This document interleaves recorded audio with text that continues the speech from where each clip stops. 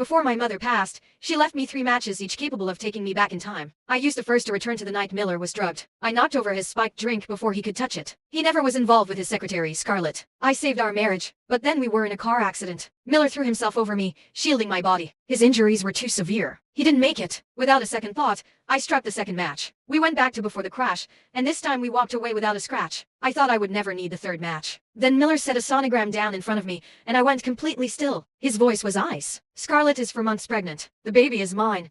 A ringing filled my ears. The fact that I survived that accident means God gave me a second chance, a chance to go after what I really want. You can keep the title of Mrs. Miller. Just stay out of Scarlett's way. I couldn't figure out how Miller still remembered the accident. When did it start? I asked. That doesn't matter anymore. Scarlett grew up with nothing, no stability, no security. What I feel for you now is more like family. The love is gone.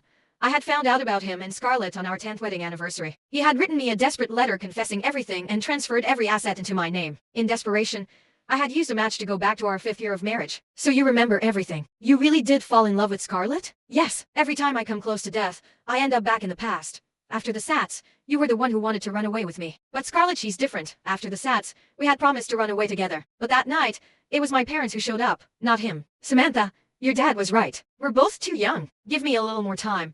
I defied my father and married him anyway. Now Miller looked at me with cold, flat eyes. You can always file for divorce. Of course, your mother's medical bills would become your problem to handle alone. He walked out. My mother had taken Miller in after she learned he had no parents. She treated him like a son. And yet, no matter how many times I went back, she still got cancer. Every time, I went after him. What gave him the right to betray me again? Scarlett was outside, her arms looped around his neck. The baby and I have been waiting forever. Miller smiled. There's a Sotheby's auction coming up. I saw some jewelry that would suit you perfectly. I watched him kiss Scarlett, and when she pulled back, he leaned in and kissed her again. We hadn't been that close in years. We hadn't actually kissed since our honeymoon. I pulled out the last match. A nurse nearby sighed. Apparently Scarlett fell in love with the house where Miller's wife lives. So he's selling the place, moving his wife to some apartment near the hospital.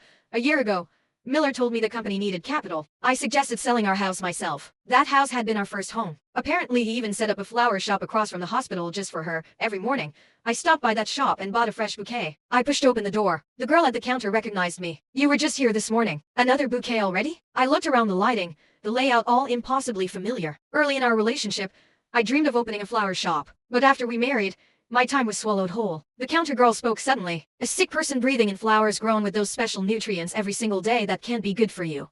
What do you mean? The girl pulled me into the corner. Those flowers just cause allergies. But the manager told us you tried to tamper with her husband, and luckily he tricked you into signing a fake marriage certificate. She said someone helped her get rid of your baby too. The sonogram